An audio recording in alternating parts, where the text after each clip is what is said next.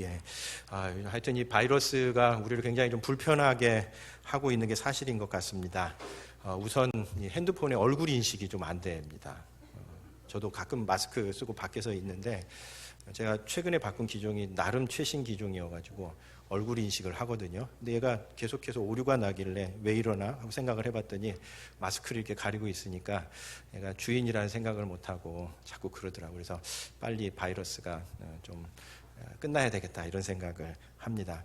홍채 인식 핸드폰으로 바꿔야 되나 그런 생각도 하는데 아무튼 불편함들이 좀 많습니다. 교회에도 확실히 모이는 숫자들이 좀 일단 적다고 그렇게 얘기합니다. 우리 교회도 지난주부터 좀 이런저런 걱정들이 있어서 안 오시는 분들도 좀 있고 평일날 모임들의 숫자가 좀 줄어든 것도 있고요. 그리고 모이기는 모이는데 온 것도 아니고 안 온 것도 아닌 그런 상태가 좀 되는 것 같아요. 왜냐하면 제가 지난주에 우리 금요기도회 인도를 하는데 진짜 힘들었습니다. 금요기도에 같이 모여서 같이 기도를 하는데 분위기도 잘 잡히지도 않고 좀 예전하고는 좀 진짜 많이 달라가지고 왜 그랬을까? 제가 이렇게 생각을 하는데 사람들의 마음이 와 있기는 한데 이게 온 것도 아니고 안 온 것도 아닌 그래서 그냥 바짝 긴장해가지고 있는 그런 상태인 것 같아가지고 아마 이 가운데도 와 있기는 한데 주일 빼먹기는 좀 미안하고 그래서 와 있기는 한데 온 것도 아니고 그렇다고 안 온 것도 아닌 그런 마음 상태에 계신 분들이 있지 않을까 그런 생각이 들었습니다. 근데 뭐 왔는데 어떡하겠습니까? 안 왔으면 모르지만 기왕에 온 바에는 우리 하나님 앞에 마음을 활짝 열고 예배하는 그런 시간이 되었으면 좋겠습니다. 우리가 그 소아시아 7교회에 보낸 편지를 쭉 살펴보고 있습니다. 근데 이 소아시아 7교회에 보낸 편지 내용을 보면 같은 시대, 같은 지역에 있는 교회인데도 어쩌면 이렇게 교회들마다 다 독특한 특징이 있을까 이런 생각들을 좀 해보게 됩니다. 여러분 사실 소아시아 지역은 그렇게 넓은 지역이 아닙니다. 만약에 요즘 같은 시대에는 그냥 하루면 쭉 다 순회할 수 있는 그런 정도 거리에 있는 지역이고 또 똑같은 시대에 있었는데도 불구하고 다 교회들마다 각각의 상황이나 처지가 다 다릅니다. 그리고 주님께서는 그런 각각의 교회의 상황과 처지에 대해서 잘 이해하시고 너희 1세기에 소아시아에 있는 교회들이니까 그냥 뭉터기로 이렇게 얘기하시지 않고 각각의 상황들에 맞추어서 교회들에 대해서 권면을 하십니다. 왜냐하면 우리 주님께서 참 목자이시기 때문에 그렇습니다.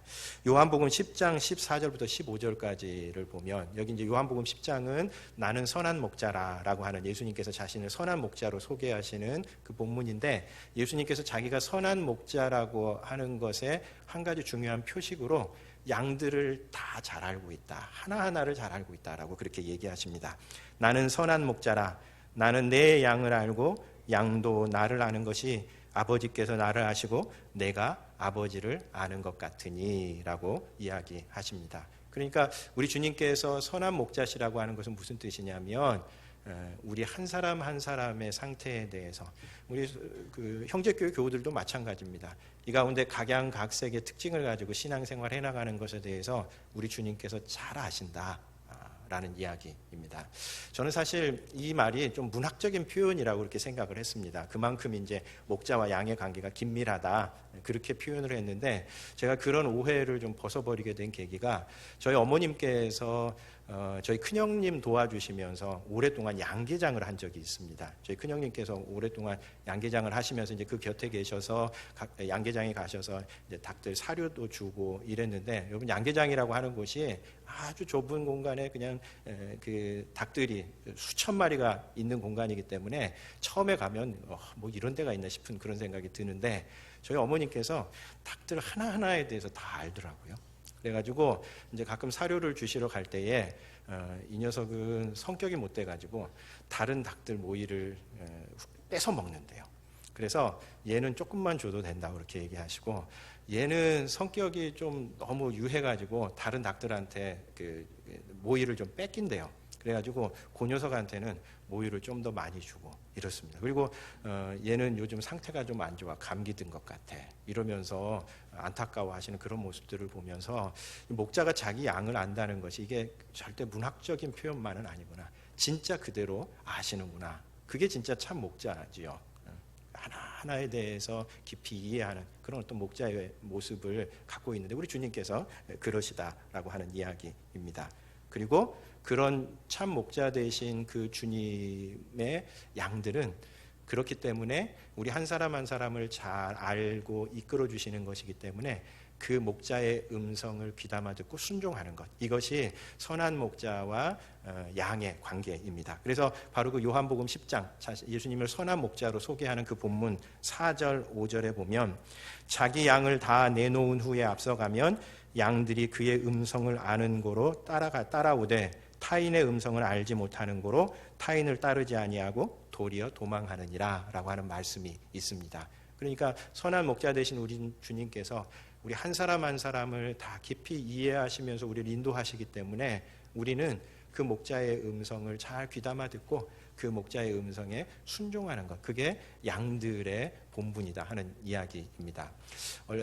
그 전에 한번 유튜브 영상에 올라온 장면이 하나 있었습니다. 우리나라 영상은 아니었고 아주 큰 외국의 목장인데 거기서 이제 목장에 찾아온 그런 어떤 관람객들이 그런 양들을 부를 때 하고 그 다음에 주인이 양들을 부를 때하고 어떤 차이가 있는가 이거 비교하는 그런 영상이 하나 있었습니다. 아마 그때 꽤 많이 그 사람들한테 많이 보았었던 그런 영상이라 아마 보신 분들 계실지 모르겠는데 관광객이 부를 때에는 얘네들이 이렇게 딱 쳐다보고 난 다음에 거들떠보지도 않고 자기 할 일들 쭉 하고 있던 양들이 주인이 먹을 것을 들고 나오니까 그냥 저 멀리에서부터 수천 마리 양들이 주인에게 몰려오는 그 장면이 굉장히 인상적이었습니다.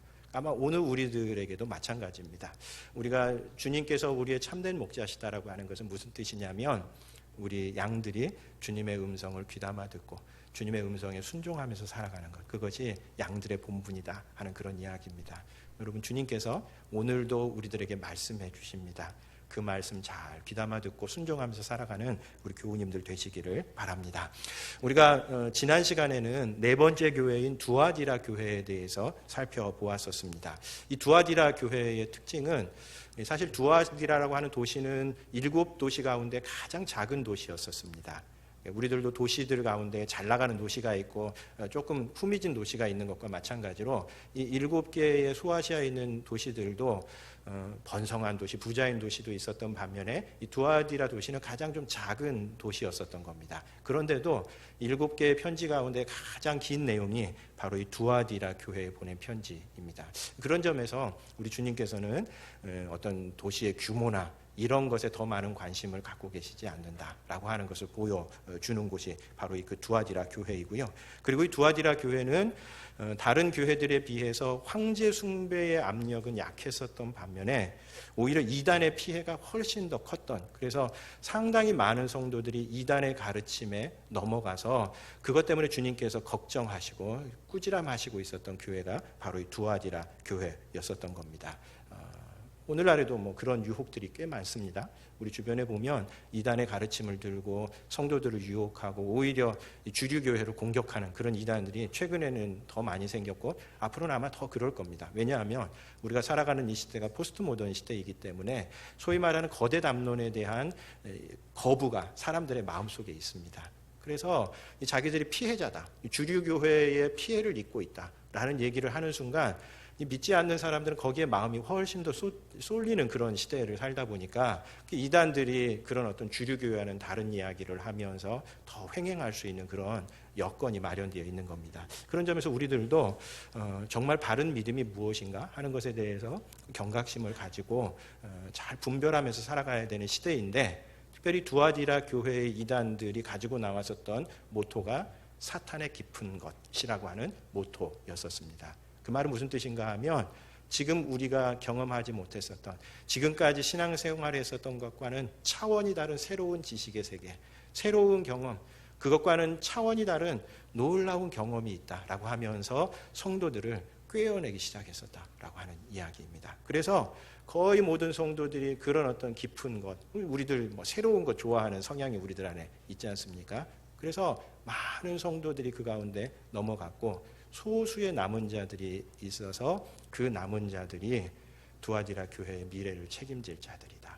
그래서 그 남은 자들을 향해서 너희들이 붙잡은 것을 굳게 잡아라. 왜냐하면 사단의 깊은 것에 현혹되어서 넘어간 그들이 두아디라 교회의 미래를 책임질 수 있는 것이 아니라 바로 남아있는 너희들이 두아디라 교회의 미래를 책임질 수 있기 때문에 그 너희들이 붙잡은 것을 굳게 붙잡아라 라고 이야기하시는 것이 두아디라 교회를 향해서 주시는 그런 말씀이었습니다. 그런 점에서 오늘날 이단들도 우리를 유혹해가는 방식이 그렇습니다.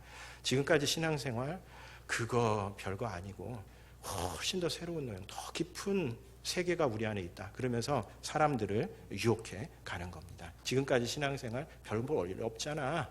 그러면서 성도들을 유혹해 가고 있는 겁니다. 그래서 우리가 이단에 대처하는 가장 좋은 가르침은 이단이 뭘 가르치는지에 대해서 빠삭하게 알아야 되는 것이 아니라 하나님께서 마련해 주신 그 풍성한 은혜를 지금 누리면서 살아가는 사람들은 뭐 깊은 것이 아니라 뭐 깊은 것이 몇만 배 된 것이 있다 하더라도 거기에 넘어가지 않습니다. 왜냐하면 지금 내가 주님 안에서 은혜를 누리는데 새로운 유혹거리가 뭐가 나에게 유혹이 되겠습니까? 우리 부부관계에서도 마찬가지죠. 부부들이 어려움을 겪는 이유는, 유혹에 넘어가는 이유는 평소에 부부관계가 서로 긴밀하지 않기 때문에 그렇습니다. 부부간에 서로 깊은 인격적인 교제가 있고 서로 사랑하는 관계가 있으면 웬만한 유혹들에 넘어가지 않습니다. 이 관계가 깊지 않으니까 그냥 뭐 하나 새로운 게 나타나면 거기에 눈이 휘둥그레져 가지고 넘어가는 것과 마찬가지로 오늘날에도 하나님께서 우리에게 주신 2000년 교회사 속에서 우리에게 보여주신 풍성한 그 영성의 우물을 파는 사람들은 절대 깊은 것, 넓은 것, 높은 것 이런 것에 현혹되지를 않습니다. 저도 나름대로 새로운 것을 참 좋아합니다. 저 진부한 것에 대해서 좀 선천적으로 거부감이 좀 있는 그런 사람인데 지나놓고 보면 결국은 하나님께서 우리에게 부어주신 그 은혜의 세계는 그냥 말씀과 기도로 딱 요약이 됩니다. 하나님께서 주신 말씀 깊이 묵상하고 하나님 앞에 기도하는 가운데 깊이 교제하는 것, 그게 이 시대에는 이렇게 변화되고 저 시대에는 저렇게 변화되는 것이지 사실은 그것 이외에 다른 어떤 해답이 우리 안에 있지 않다는 이야기입니다. 그런 점에서 오늘 우리들에게도 뭐 시대를 쫓아서 유행을 쫓아가는 그 사람들이 교회의 미래를 책임지는 사람들이 아니라 하나님께서 주신 그 깊은 은혜의 물줄기를 파고드는 사람, 하나님께서 마련해 주신 그 깊은 우물에서 그 주시는 생수를 먹는 사람들은 어떤 유혹에도 넘어가지 않는다는 이야기입니다. 사실 한국교회가 그런 피해를 참 많이 입습니다. 왜냐하면 사실 한국교회의 좀 역사를 되돌아보면 한 10년마다 유행이 한 번씩 바뀌었습니다. 뭐 토론토 축복부터 그때는 막 웃는 거 뭐 이런 거 해가지고 막 그런 적도 있었고요. 어떤 때는 뭐 셀목회다 그래가지고 뭐 이가 막 금으로 바뀌고 이런 현상들이 나타나는 것을 얘기했고 요즘은 뭐 또 신사도 운동에 빠져가지고 그런 사람들이 있는데 그러다 보니까 이제 사람들의 마음속에 내성이 생긴 겁니다. 무슨 내성이 생기냐면 이제 웬만한 거 가지고선 사람들의 마음이 움직이지를 않는 겁니다. 나도 해봤고 두세 번 해봤는데 다 그렇고 그렇더라. 마찬가지입니다. 그런 점에서 하나님께서 어떤 교회의 미래를 열어가는 사람들은 최신 유행을 쫓아서 새로운 것들을 쫓아서 여기저기 돌아다니는 그런 사람들이 아니라 시냇가에 심은 나무처럼 한 곳에서 하나님께서 주신 그 은혜의 물줄기, 말씀과 기도 생활에 전념함으로 말미암아 때로는 은혜로울지 않을 수 있고 때로는 어떤 한계에 부딪힐 수도 있지만 그 한계 앞에서 스스로 돌파해내려고 노력하고 경건의 훈련을 쌓는 사람들, 그 사람들이 한 교회의 미래를 책임지는 사람들이다 하는 것을 보여줍니다. 오늘 우리는 이제 5번째 교회인 사대교회의 이야기로 넘어오게 되는데 이 사대교회는 좀 심각한 그런 상태에 빠져 있는 그런 교회입니다. 이 사실 7교회 이야기를 이렇게 순차적으로 읽어오다 보면 이 교회들이 상태가 점점 좀 나빠집니다. 그러니까 그만큼 더 안타까운 그런 상태에 이르게 되는데 제가 생각할 때 가장 좀 안타까운 교회, 가장 열악한 상태의 교회가 바로 이 사대 교회인 것 같습니다. 그래서 우리가 잘 아는 것처럼 이 주님 앞에 꾸중만 들었었던 책망만 들었었던 두 교회 중에 하나가 바로 이 사대 교회인데 마지막에 나오는 라오디게아 교회와 오늘 우리가 보는 이 사대 교회가 칭찬은 하나도 없이 꾸중만 들은 그런 교회인데 정말 이 사대 교회의 상태를 보면 야 정말 심각한 상태구나 하는 것을 알게 됩니다. 어떤 점에서 심각한 상태인가? 우선 이 주님께서는 사대 교회를 향해서 너희들 죽은 교회다 그렇게 진단을 하십니다. 1절과 2절을 보면 사대 교회의 사자에게 편지하라. 하나님의 7영과 7뼈를 가지신 이가 이르시되 내가 내 행위를 아노니 내가 살았다 하는 이름은 가졌으나 죽은 자로다. 너는 일깨어 그 남은 바 죽게 된 것을 굳건하게 하라. 내 하나님 앞에 내 행위에 온전한 것을 찾지 못하였다라고 이 사대교회의 영적인 상태에 대해서 지금 주님께서 진단하시는 겁니다. 뭐라고 얘기하시는 겁니까? 살았다고 얘기할지 모르지만 아니다. 너희들 다 죽었다. 그리고 너희들 가운데에 거의 다 죽어서 겨우 조금 남아있는 것, 그것을 잘 세워야 하고 내 앞에서 어떤 것도 온전하지 못하다. 이게 사대교회를 향해서 주시는 진단이었습니다. 우리가 지금까지 보았었던 어떤 교회보다도 좀 심각한 상태였었던 겁니다.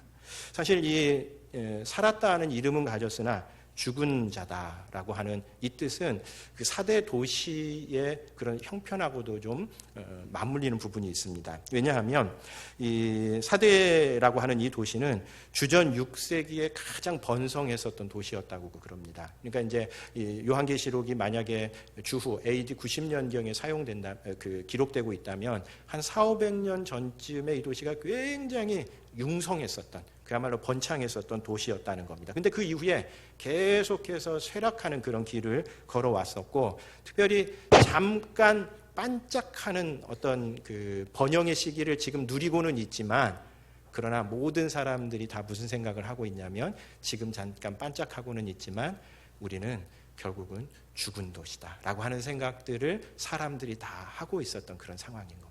그래서 이 사대 도시하고 사대 교회하고 맞물리는 그런 모습들이 있어서 그 당시 사대 교회 성도들이 이 사대 도시가 살았다는 이름만 살아있을 뿐이고 사실은 죽은 도시야, 이렇게 얘기했었던 것과 마찬가지로 그 이야기를 바로 이 사대 교회 성도들을 향해서 너희들이 바로 그런 상태다. 너희들 이름으로는 살았다라고 생각할지 모르지만, 남들은 너희들을 보면서 그래도 살아있는 교회다 이렇게 얘기할지 모르지만 내가 보기엔 그렇지 않다는 겁니다. 너희들 사실은 죽은 교회다라고 이야기하시는 겁니다. 심각합니다. 그리고 이 사대교회를 향해서 주님께서는 옷을 더럽힌 교회다라고 이야기를 합니다. 4절 말씀에 보면, 그러나 사대에 그 옷을 더럽히지 아니한 자 몇 명이 내게 있어 흰 옷을 입고 나와 함께 다니리니 그들은 합당한 자인 연고라 라고 말씀합니다. 그러니까 이 말은 무슨 뜻입니까? 하나님 앞에 흰 옷을 입은 사람들이 몇 명 남아있고 나머지 사람들은 다 이 옷이 더럽혀진 상태다라는 그런 이야기입니다. 이것도 이 사대라고 하는 도시하고 관련이 있다고 합니다. 이 사대는 염직업이 발달한 그런 도시였다고 그럽니다. 그러니까 염색해주는 업이 발달해 있는데, 여러분 이 염직업의 특성상 어떤 일들이 많이 벌어질까요? 조금만 염료가 튀더라도 옷이 금방 오염되거나 버리게 되는 일들이 생겨나는 겁니다. 그래서 도시 이렇게 다니다가 염료가 튀어서 옷을 더럽히는 일들이 생기는데, 바로 그런 일들이 바로 이 사대교회 성도들 안에서 일어났었다는 이야기입니다. 이 성경에서 옷이라고 하는 이 은유는 굉장히 좀 중요한 의미를 갖습니다. 어떤 의미에서 이 성경의 이야기를 옷의 이야기로 풀어도 될 만큼 성경에서는 이 옷이 굉장히 중요합니다. 여러분, 성경에 가장 먼저 맨 처음 등장하는 옷이 어떤 옷인지 아십니까? 아담과 하와에게 하나님께서 입혀주신 가죽 옷입니다.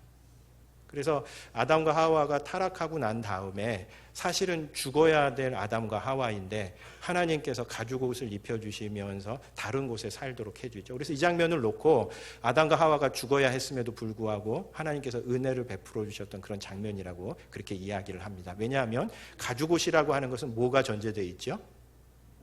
생명이 대신 죽은 것을 가리킵니다.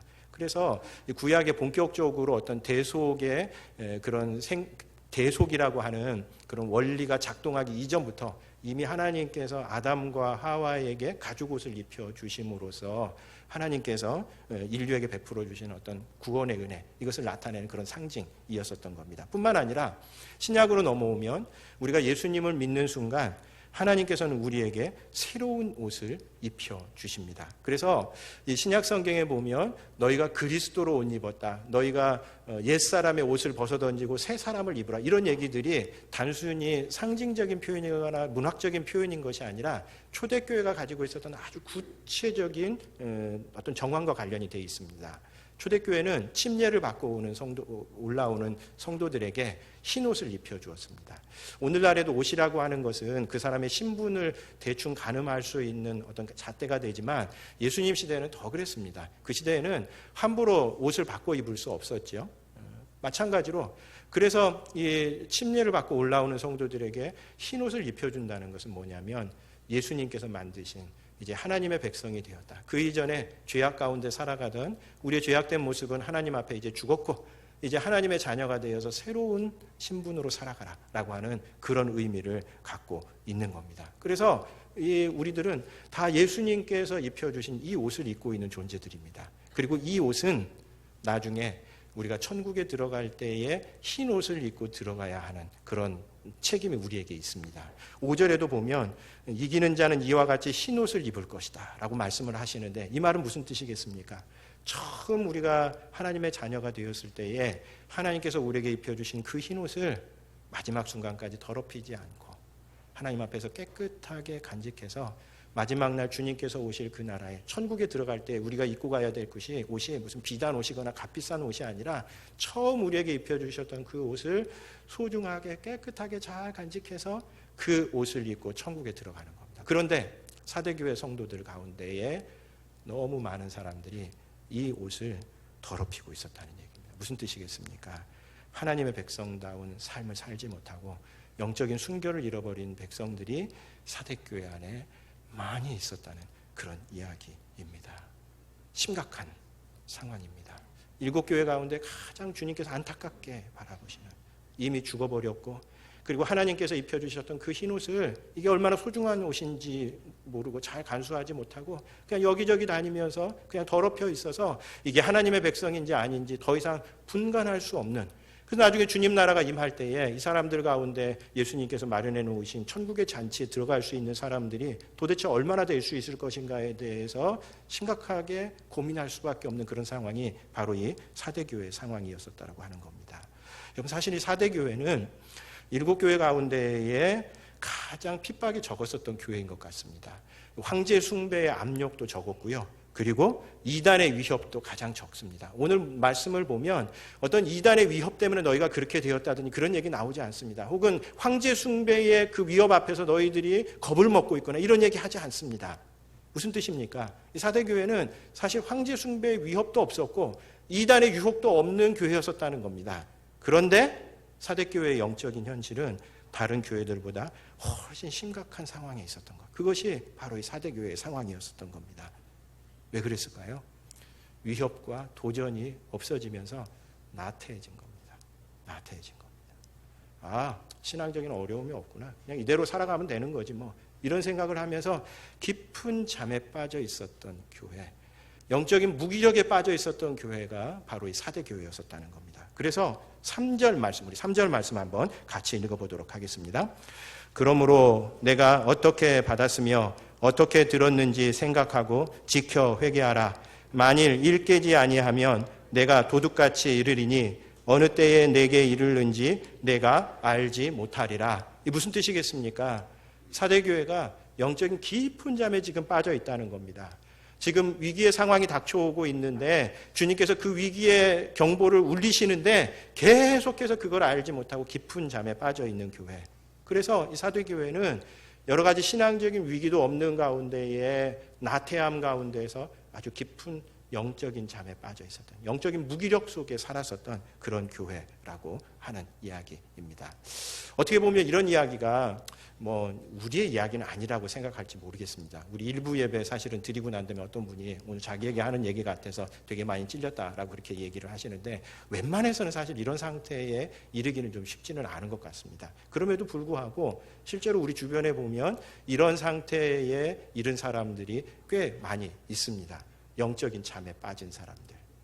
이제 목회자들하고 같이 모여서 이제 목회 현장의 이야기들을 하다 보면 목회자들의 가장 큰 고민은 어떤 거냐면 물론 그 가운데는 세속적인 고민도 들어있고 그렇지만 목회자들이 공통적으로 이야기하는 어려운 가운데에는 바로 우리 주변에서 볼 수 있는 교회들 가운데에 꽤 많은 교회들이 이런 어떤 깊은 무기력증에 빠져있는 교회들이 꽤 많이 있다는 겁니다. 그래서 변화를 싫어합니다. 그리고 영적인 도전에 대해서 귀찮게 여깁니다. 그런 소리 하지 말라고. 자기 지금 귀찮게 하지 말라고. 목사님 그런 소리 할 것 같으면 딴 데 가서 하라고. 이런 얘기를 하는 겁니다. 그리고 아무런 기대감도 갖지 못하는 그런 성도들과 교회들이 굉장히 많이 있는 겁니다. 여러분 사실 목회자가 해야 될 가장 중요한 일이 뭘까요? 목회자가 해야 될 가장 중요한 일은 성도들에게 하나님 앞에 좀 더 가까이 갈 수 있도록 때로는 도전하고 때로는 위로하고 때로는 꾸중도 하면서 성도들이 하나님 앞에 더 가까이 갈 수 있도록 하는 일이 목회자가 해야 될 일인데, 이런 것들에 대해서 더 이상 귀담아 듣지 않는 겁니다. 귀찮게 여기는 겁니다. 그런 소리 하려면 딴 데 가서 하라고, 이런 사람들이 우리 주변에서 상당히 많이 생겨나는 겁니다. 그럼 영적인 잠에 빠진 사람들의 가장 공통적인 특징이 뭔지 아십니까? 깨우면 화를 낸다는 겁니다. 여러분, 잠자는 사람들 깨워보신 적 있죠? 일어나 그러면은 그냥 일어나가지고 화를 엄청나게 냅니다. 여러분, 영적으로 잠든 사람들에게 가서 여러분 진짜 잠든 사람이 있으면 여러분 그 곁에 가시면 안 됩니다. 잘못해서 일어나라고 얘기했다가는 네가 나를 지금 어떻게 보고 그런 소리를 하냐면서 화를 낼 가능성이 많은데, 실제로 성도들 가운데에, 교회 공동체들 가운데에 그런 교회 공동체들이 꽤 많이 있는 겁니다. 지금 그러고 있어서는 안 됩니다. 주님의 마음은 급한데 그 깨우는 음성들을 듣지 못하고 하나님 앞에 나태하게 잠 속에 빠져 있으면서도 아무 문제 없이 우리 살았어, 이런 상태 속에서 지내는 교회 공동체들이 있을 수 있다는 겁니다. 그런 점에서 오늘 본문 가운데에서 우리의 형편과 직접 관련된 것은 아닐 수도 있지만, 우리들도 자칫 잘못하면 이 기간이 오래 길어지면 하나님 앞에서 영적인 무기력증에 빠질 수 있는, 그래서 살았다는 이름은 가졌으나 실제로 하나님 보시기에 죽은 교회가 될 수 있는 그런 몇 가지 징후들을 좀 찾아보려고 생각하고 있습니다. 첫 번째, 먼저 징후는 뭐냐면 자신의 영혼의 상태에 대해서 둔감하다는 겁니다. 자신의 영혼이 지금 어떤 상태인지에 대해서 전혀 감을 잡지 못하고 있습니다. 1절 말씀에서 주님께서 지적하시는 게 뭡니까? 살았다 하는 이름은 가졌으나 죽은 자다라고 하는 그런 이야기를 하십니다. 무슨 뜻입니까? 사대교회 실상에 대한 성도들의 평가와 하나님의 평가가 완전히 다른 상태에 있다는 것. 무슨 뜻이겠습니까? 자신이 지금 어떤 영혼인지, 하나님 앞에서 어떤 상태인지에 대해서 전혀 감을 잡지 못한 채 오랜 시간 그렇게 지내왔었다라고 하는 그런 이야기입니다. 그런 점에서 오늘 우리들도 우리 자신의 영혼의 상태가 어떤지, 하나님께서 우리 영혼에 대해서 뭐라고 얘기하시는지 잘 귀담아 듣지 않은 채 그냥 그대로 애매모호하게 그냥 오랜 세월이 지나면 우리들도 사대교회와 비슷한 처지에 놓일 수 있다라고 하는 이야기입니다. 여러분, 남들이 어떻게 평가하느냐는 별로 중요하지 않습니다. 당신 보니까 교회에서 이런 직분들도 맡고 있으니 살아있는 사람 같아, 이런 얘기 중요하지 않습니다. 정작 중요한 건 우리와 하나님과의 관계입니다. 하나님 앞에서 내 영혼이 어떤 상태인지에 대해서 둔감한 채 너무 오래 가서는 안 된다는 겁니다. 하나님과의 관계가 원만하지 않은데 뭔가 문제가 있는데, 하나님께서 보여주신 그 은혜의 세계에 내가 들어가 있지 못하는 것은 사실 우리가 감잡을 수 있잖아요. 뭔가 좀 내가 하나님과의 관계에서 문제가 있다라고 하는 것을 감잡을 수 있습니다. 그런데 이 문제에 대해서 아무런 조치도 취하지 않고 오랫동안 방치하게 되면 그게 그냥 내 안에 기준이 되어버리는 겁니다. 그래서 영적인 잠에 빠질 수 있는 겁니다. 물론 때로는 우리가 영적인 침체 기간을 겪는 때가 있습니다. 사실은 우리 신앙생활을 해나가는 데 있어서 굉장히 좀 신비로운 면입니다. 그래서 이 영성훈련을 하시는 분들은 우리가 하나님 앞에 일평생 신앙생활을 해나가면서 우리가 영적인 침체에 빠지게 될 때 그 침체 가운데에서 하나님을 어떻게 바라봐야 할 것이냐라고 하는 것이 굉장히 중요한 영성훈련의 과제 가운데 하나입니다. 왜냐하면 실제로 모든 사람들이 하나님 앞에서 일평생 신앙생활에 가는 가운데에 영적인 침체를 실제로 경험하기 때문에 그렇습니다. 그래서 이제 어떤 사람들은 그래서 영혼의 깊은 밤이라고 이야기하면서 하나님 앞에 아무리 부르짖어도 하나님께서 전혀 응답해 주시지 않는 것 같은데, 사실은 이때야말로 하나님에 대한 신뢰가 어느 정도인지를 판가름하는 그런 때입니다. 그래서 이 시기를 참 잘 보내는 것이 굉장히 중요한데, 우리도 때로는 영적인 침체에 빠질 수 있습니다. 그런데 그런 영적인 침체에 빠져 있는 그 상태를 아무런 생각도 없이, 하나님께서 나를 어떻게 생각하는지에 대해서 아무 생각도 없이 너무 오래 가면 그것이 영적인 잠에 빠질 수 있다는 이야기입니다. 그런 점에서 우리 영혼의 상태에 대해서 우리 자신이 민감해야 하는 겁니다. 내가 하나님 앞에 지금 어떤 상태인가. 그리고 또 한 가지, 우리가 하나님 앞에 영적인 잠에 빠지는, 그 기간이 오래되면 영적인 잠에 빠지는 그런 상태 중에 하나가 주님의 깨우심을 계속해서 무시할 때 그렇게 되는 겁니다. 우리 잘 아는 것처럼 사대교회는 어느 날 갑자기 이런 상태에 이른 것은 아닙니다. 꽤 오랫동안 주님께서 이 모양 저 모양으로 사대교회를 깨워오셨을 겁니다. 그런데 오늘 본문 3절을 보면 이제 더 이상 미룰 수 없는 때가 된 것을 주님께서 아주 결정적인 시기가 된 겁니다. 어느 날 갑자기 사대교회가 이런 상태에 이르렀다. 절대 그렇지 않습니다. 흔히 우리 하인리의 법칙이라고 하는 것이 있죠. 하인리의 법칙은 하인리라고 하는 그 보험 직원이 자기가 보험사에 이렇게 신고되는 사례를 보니까 일정한 법칙이 있더라는 겁니다. 1대 29대 300이라고 하는 법칙. 그래서 한 번에 큰 사고, 인명사고가 나기 전에 그 사고로 인해서 29번 정도 되는 자잘한 사고가 있었고, 그리고 그거보다 훨씬 더 많은 300번 정도 되는 징후들이 그 가운데 이미 있었다는 겁니다. 그런데 이 300번의 징후를 무시하고 29번의 크고 작은 사고를 무시한 사람들은 결국은 마지막 순간에 한 번에 큰 사고를 겪게 된다는 이야기입니다.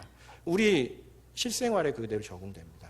우리들도 그렇죠? 어떤 문제가 생겨나기 전에 물론 어느 날 갑자기 닥치는 문제도 있습니다. 그러나 대부분의 문제는 그렇게 일어나지 않고요. 이미 그 전에 오랜 징후들이 있습니다. 인간관계의 징후, 가족들 간에 여러 가지 징후가 있는데 그 징후들을 무시하는 겁니다.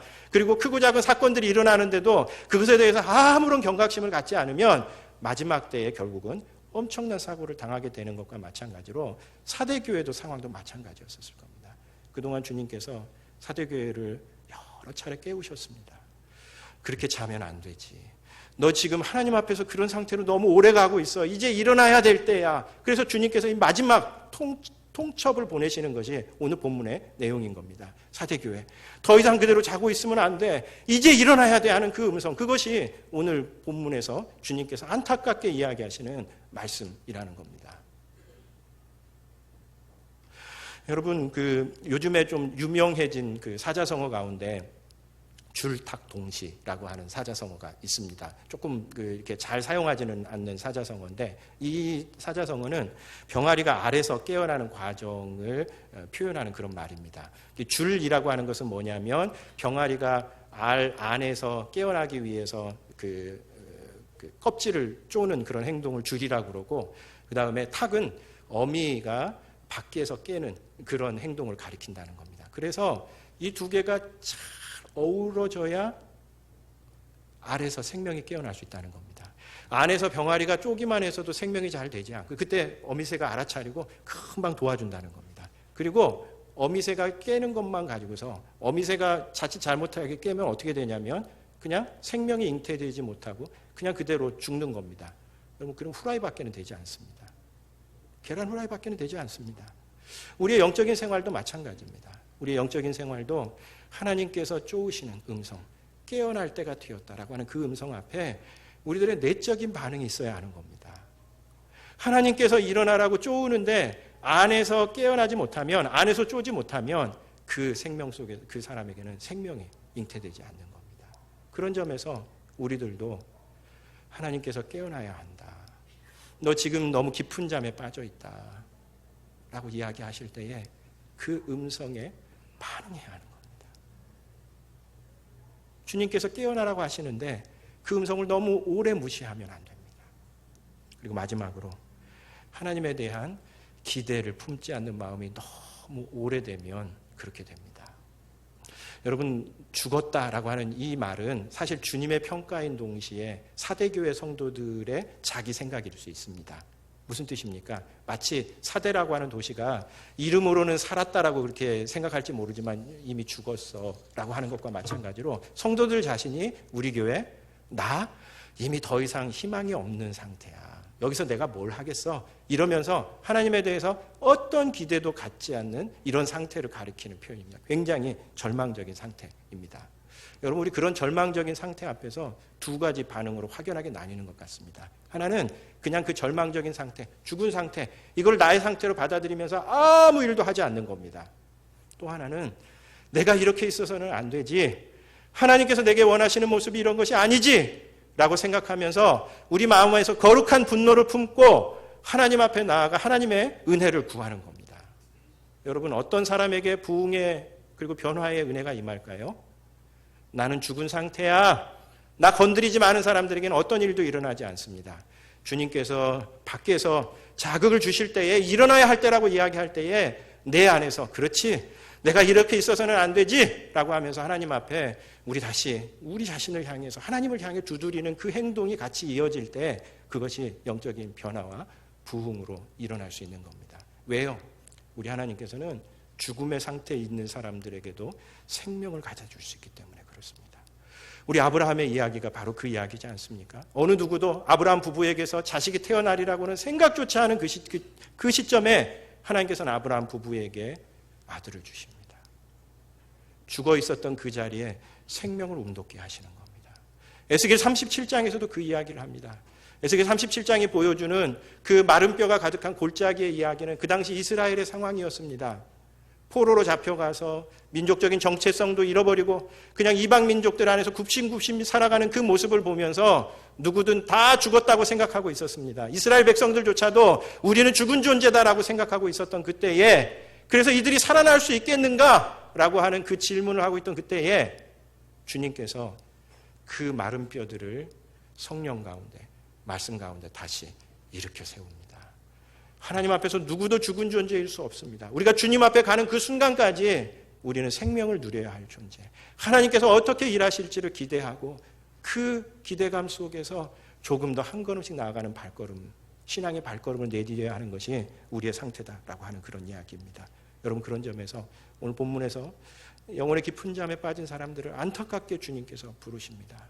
너 살았다는 이름은 가졌지만 네가 잘하는 것처럼 너 지금 죽은 상태다. 너 깊은 잠에 빠져 있어서는 안 된다.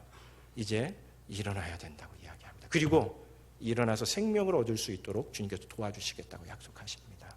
여러분 한 주 동안도 삶의 현장에서 죽은 자가 아니라 살아있는 하나님의 백성으로 살아가시는 교우님들 되시기를 바랍니다. 기도하겠습니다.